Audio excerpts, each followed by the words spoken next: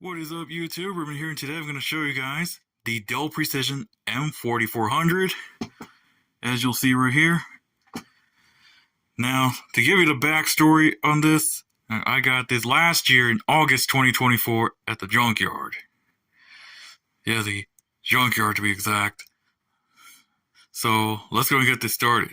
Now, the Dell Precision M4400 is basically the Dell Latitude E6500, but instead of Intel graphics, this is a mobile workstation, so it has the NVIDIA graphics on this. So it has NVIDIA Quadro, and you even have, I think you do have the track point on the E6500 as well, but you do have a track point. So yeah. Now, these are one of the best Dell Precision mobile workstations that Dell released. It came out around 2008 or 2009. This one right here is specifically the one that has Windows 7. So this is basically a 2009 model. So with that being said, let's go ahead and start the overview. It's part of the whole thing I'm about to do now. So front is basically going to be just a latch. If the camera will focus, I don't think so. And then on the right, you have, if I can get it to focus, we have what appears to be that's going to be the PC card slot. That's PCMCIA. You also have the DVD-ROM drive. Then you got smart card reader, Wi-Fi switch, and then the Wi-Fi catcher, that's the button right there, as well as Firewire 400, as well as your headphone and microphone ports, and 2 USB 2.0 ports. On the back, you'll get an option for a 56K modem, which is covered, but if you do it correctly by putting a pin in that hole and carefully take it out, it does clearly indeed have a 56K modem. And then right here you got Gigabit Ethernet, the battery, display port, which is basically their version of HDMI for businesses, and then the charging port. And then on the left, you'll find 2 USB 2.0 ports, one of them being a combination of USB and eSATA. Then you have VGA. Then you got the vent for the heatsink. And there is your express card reader, as well as your SD card slot with the dummy card in it. Yep, that is a Dell dummy card. And you also have the hard drive caddy. And then on the top, you'll find the Dell logo. And then on the bottom, you'll find the docking port, the battery, which under the battery will be the Windows 7 product key, and this can be opened entirely with just a couple screws. So with that, I need to go ahead and open it up. Yes, that is a retired unit, by the way. So here is the display. This is the 15.4-inch display, and then right here is the designation, as well as the power button, as well as volume, which includes volume up, down, and mute. And then here's the keyboard with the track point, that little trackball right here, as well as the clicky buttons for it. You also got your touchpad and the clicky buttons right here. You also have RFID, so contactless cards. So it does have RFID, and you would have had stickers. Yeah, you would have had stickers for the processor and Windows 7. Now let's get to the specs. Now this one has an Intel Core 2 Duo T9600. I think it's 2.6 gigahertz. This one has 4 gigs of DDR2 of memory running at 800 megahertz. And this one has a 160 gig hard drive, a SATA-II drive.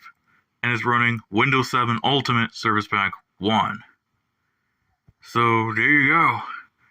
So let's go ahead and boot it up. So I'm going to go ahead and plug it in and we'll get to the desktop, so I'll be back.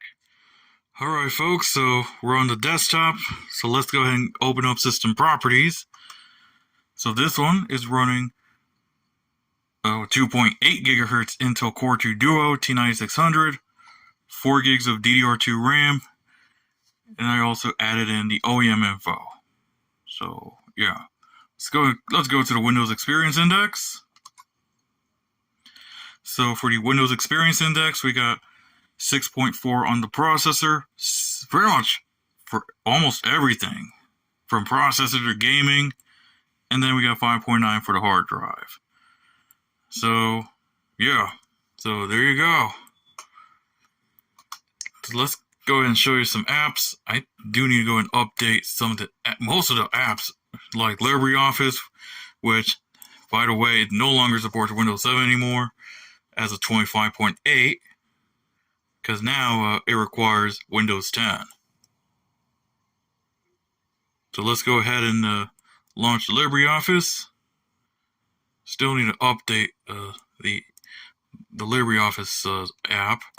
And let's go and open up LibreOffice Writer. And boom, there you go. Here's LibreOffice Writer. I'm not going to go and type anything, but that is LibreOffice Writer. Let's also open up Google Chrome. And then we'll also launch Firefox, Opera, and VLC. So here's Chrome. I also have Supermium too. So let's open that one. So that's Chrome. Let's open up Supermium. Now this is a Chromium fork that is basically going to allow you to run future versions of Chromium under Windows 7, as well as Windows 8 and 8.1. So we're waiting for Supermium to open up. And once it opens up, boom, here it is. Here is Supermium. Yeah, it is a great project, by the way. So I do take advantage of the more modern software. So here's Supermium. And then, of course, we'll launch Firefox, which no longer supports Windows 7, but they are still getting extended security updates for Firefox, possibly until 2026 now. So here's Firefox. I'm currently running 115. I think it's 21 or something. Let me check. No, 26. 115.26.0. So that's Firefox. And now I'll also open up Opera.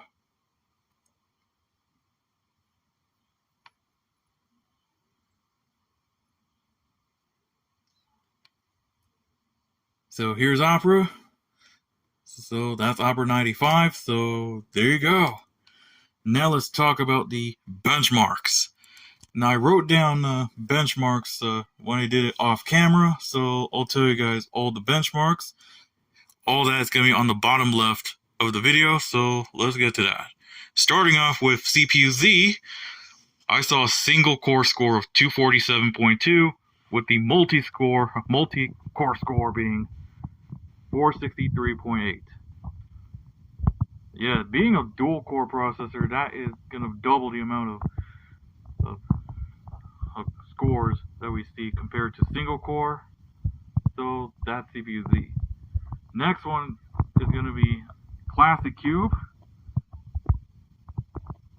If I can get it to focus, probably not. Like, I'll probably open it up for you guys. I probably don't do gaming, or probably never show you games, but I'll show you Classic Cube real quick.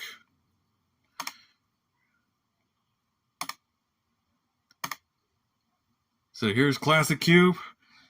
This is Classic Cube right here, running at over 800 FPS. But during the benchmark, we saw an average of 393 with 0.1% lows down to 224. So not a bad frame rate. And you can see when I have it in windowed mode, not maximized, it's running kind of at a higher frame rate, but when I maximize it and get back in game, it drops down to over 400 just north of 400 FPS. So yeah, so that is Classic Cube. Let's go ahead and close out a Classic Cube. And the next one is going to be Open Arena. Probably only show you one game, so that's it. So Open Arena, we saw an average of 91 FPS with 0.1% loads down to 90. Next one is Slender, the 8 pages, running at the full resolution, 1280 by 800, which is what we're actually running here.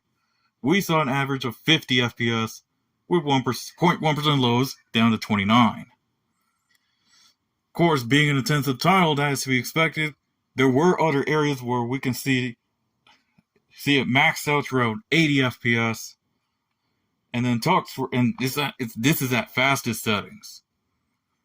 And then the other one is Tux Racer, which saw an average of 59 FPS with 0.1% loads down to 47. And that is by running one of the levels that's normally intensive. We saw the frame rate go up to right around 60 FPS. So there you go. And then the last one that I tested is FNAF World. Yeah, average is around 60 FPS, literally at 60, with 0.1% loads down to 57. So there you have it. That's all the benchmarks. I'll show you one more before I go ahead and wrap it up. Actually, two more, and that is GIMP, which is basically what I call it, the open source version of, Photoshop.